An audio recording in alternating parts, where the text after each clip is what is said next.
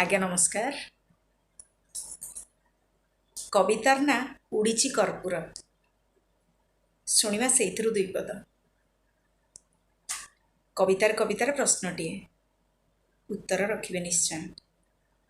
जापानी पवन देइची जीवन वृक्ष आउंसे देह, जापानी पवन देइची जीवन वृक्ष आउंसे देह, आकाश ओह्लाए आंजुला को आहा, आकाश ओह्लाए आंजुला को आहा, माटी बासे मह मह, धन्यता बाउंस नली मापी पारे जीए गिरी गिरीवर छाती को, गणी पारे जीए ग्रह ग्रह तारा गति को, सिद्धांत दर्पण दर्पण सार दर्श दीपिका गौरव जाति क्षिति को, धन्यता बाउंस मापी पारे जीए गिरी गिरीवर छाती को, गणी पारे जीए ग्रह ग्रह तारा गति को।